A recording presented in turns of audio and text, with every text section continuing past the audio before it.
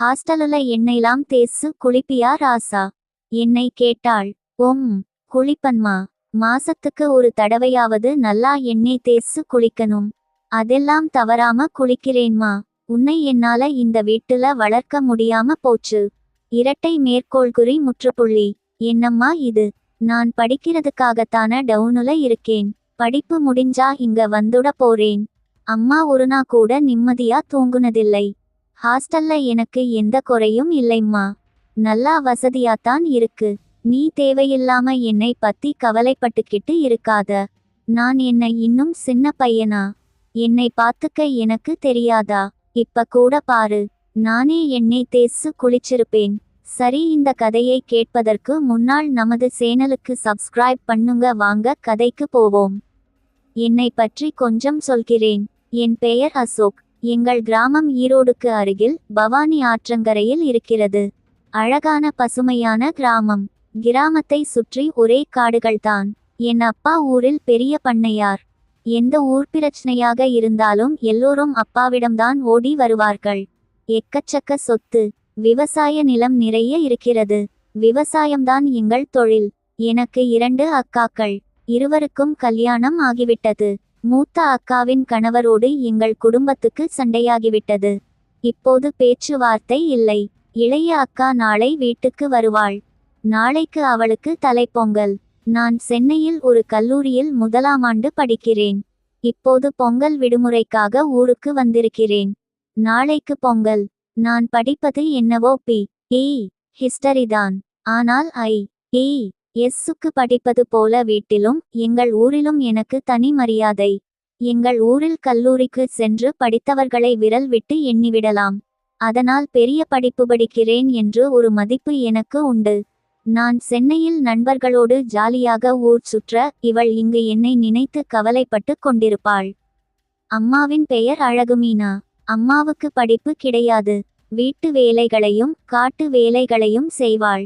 அப்பா ஊர் பிரச்சனையில் வீட்டையும் விவசாயத்தையும் சுத்தமாக மறந்து போக அம்மாதான் எல்லாவற்றையும் கவனித்துக் கொள்கிறாள். இப்போது கூட அப்பா ஊர் விஷயமாக தாசில்தார் ஆபீஸ் வரை போயிருக்கிறார். அம்மா பம்பரமாக சுழன்று எல்லா வேலைகளையும் பார்த்து கொள்கிறாள். அம்மா இயற்கையிலேயே மிக அழகானவள். நான் சின்னப்பையனாக இருந்தபோது, உன்னை மாதிரி அழகி 8 ஊர்லையும் கிடையாதுடி என்று ஒரு பாட்டி என் அம்மாவுக்கு சுற்றி போட்டது எனக்கு இன்னும் ஞாபகம் இருக்கிறது. அம்மா மாநிறம்தான். நான் குளித்து முடிக்க அம்மா சூடாக இட்லி கொண்டு வந்து தந்தாள். சாப்பிட்டு விட்டு கொஞ்ச நேரம் கட்டிலில் சாய்ந்து டி.வி. பார்த்து கொண்டிருந்தேன். ஒரு 11 மணி வாக்கில் அம்மா என் அறைக்கதவை தட்டினாள். கையில் ஒரு தூக்குச் சட்டியும் பெரிய அரிவாளும் வைத்திருந்தாள். காட்டுக்கு கிளம்புகிறாள் என்று எனக்கு தோன்றியது. என்னம்மா, எங்க கிளம்பிட்ட? காட்டுக்கு போறேன்டா ராசா. கொஞ்சம் களை வளர்ந்துருக்கு. வெட்டி போட்டுட்டு வாரேன். நீ கொஞ்சம் வீட்டை பாத்துக்கடா கண்ணு. நீதான் அதை தோட்ட வேலை பண்ணணுமா? வேற ஆளுக இல்லையா? நாளைக்கு பொங்கலுயா? 4 நாளைக்கு யாரும் வேலைக்கு வேற மாட்டாளுக. அடுத்தவுகளை எதிர்பார்க்காம நானே போய் வெட்டி போட்டுட்டு வந்துடுறேன். இரும்மா, நானும் கூட வர்றேன். நீ எதுக்குயா ராசா? அம்மா போயிட்டு வெரசா வந்துருவேன். நீ நைட்டுலாம் பஸ்ஸுல வந்துருப்ப. கொஞ்சம் படுத்து எந்திரியா? இல்லைம்மா, தனியா வீட்டுல இருக்குறது போரடிக்கும். நானும் வர்றேன். நீ சொன்னா கேட்க மாட்ட. சரி, வா. நானும் கையில் ஒரு அரிவாளை எடுத்து கொண்டு அம்மாவுடன் கிளம்பினேன். வரப்புகளில் ஏறி எங்களுடைய தோட்டத்தை நோக்கி நடக்க ஆரம்பித்தோம். அம்மா ஹாஸ்டலை பற்றி விசாரித்து கொண்டே வந்தாள். நான் பொறுமையாக அவளது கேள்விகளுக்கு பதில் சொல்லிக் கொண்டே வந்தேன். எங்களுடைய தோட்டத்தை நெருங்கியபோது தலையில் புல்லுக்கட்டுடன் செண்பகம் எதிரே வந்தாள். செண்பகம் என்னுடன் 5வது வரை படித்தவள். யாரது? அசோக்கா? பொங்கலுக்கு வந்துருக்காகளா என்று என் அம்மாவிடம் விசாரித்தாள். ஆமாண்டி, இன்னைக்குதான் வந்தான். டவுனுல படிக்கிற புள்ளை. சொல்ல சொல்ல கேட்காம காட்டு வேலை பார்க்கணும்னு கூட வருது என்று அம்மா பதில் சொன்னாள். நல்லா இருக்கியா அசோக்கு? செண்பகம் என் முகத்தை பாராமல் தலையை குனிந்தவாறே கேட்டாள். ஓம், நல்லா இருக்கேன் செண்பகம். நீ நல்லா இருக்கியா? ஓம், இருக்கேன். எத்தனை நாளு லீவு? 5 நாளு. திங்கக்கிழமை காலேஜுக்கு போகணும். ஓம், சரி, நான் வாரேன் அத்தை. அம்மாவும் புள்ளையும் ரொம்ப நாளு கழிச்சு பாக்குறீக. நிறைய பேசுவீக. நடுவுல நான் எதுக்கு? நான் கவும்புறேன் என்றவாறு செண்பகம் நடையை கட்ட, அப்புறமா வீட்டுக்கு வாடி, சாப்பாடு தர்றேன் என்று அம்மா அவளுக்கு பின்னால் கத்தினாள். அவள் சரியத்தை என்று சொல்லிக்கொண்டே நடந்து மறைந்தாள். நானும் அம்மாவும் மீண்டும் வரப்பில் ஏறி நடக்க ஆரம்பித்தோம். திடீரென அம்மா சொன்னாள், சின்ன பொண்ணு, இந்த வயசுலேயே இப்படி கஷ்டப்படணும்னு அவ தலையில எழுதி வச்சிருக்கு. யாரைம்மா சொல்லுற? செண்பகமா? ஆமாண்டா. இரட்டை மேற்கோள்குறி. ஏன், என்னாச்சு அவளுக்கு? உனக்கு விஷயமே தெரியாதா? போன வருஷம் ஜல்லிக்கட்டுல அவ புருஷனை மாடு முட்டிருச்சு. ஐயையோ. அப்புறம்? உசுருக்கு ஒன்னும் சேதாரம் இல்லை. ஆனா அவனால தோட்ட வேலை செய்ய முடியாது. நான் வரப்பில் முன்னால் நடக்க ஆரம்பித்தேன்.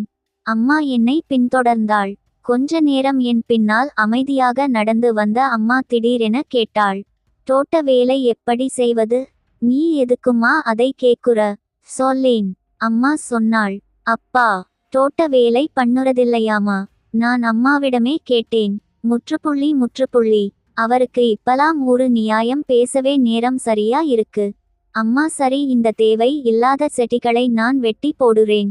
சரி என்று நான் சீக்கிரமாகவே செடிகளை வெட்டி சரி வாமா வீட்டுக்கு போகலாம் என்றேன். தோட்ட வேலை செய்யலாம் என்று அம்மா கேட்டாங்க. சரி என்று அம்மாவும் நானும் தோட்ட வேலை செய்தோம். சாயங்காலம் ஆனது, நாங்க வீட்டுக்கு கிளம்பினோம். அக்கா வீட்டுக்கு வந்து இருந்தாங்க. என்ன அக்கா எப்படி இருக்க? சரி, இன்னிக்கு நாம பிரியாணி செய்யலாமா என்று நான் கேட்டேன். எனக்கு 3 நாள் லீவு இருக்கு. சரி, நான் கடைக்கு போய் தேவையானத் வாங்கி வாரன். நீ வீட்டுல இருக்கிற கோழியை பிடித்து சுத்தம் செய்து வை என்று நான் எல்லாத்தையும் வாங்கிட்டு வந்தேன். அப்புறம் நாங்க ரொம்ப நேரம் பேசிக்கிட்டு இருந்தோம்.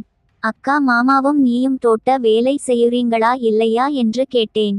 அவர் வேலை விஷயமா அடிக்கடி வெளியூர் போய்விடுவார், அதனால் நாங்க மாச ஒரு முறை தோட்ட வேலை செய்வோம் என்று அக்கா சொன்னாள். அக்கா அம்மா தோட்ட வேலை செய்து ரொம்ப நாள் ஆகுத்தாம் தெரியுமா? அப்பா எப்ப பார்த்தா ஊர் சண்டைக்கு கிளம்பி போயிடுறார், அதான்.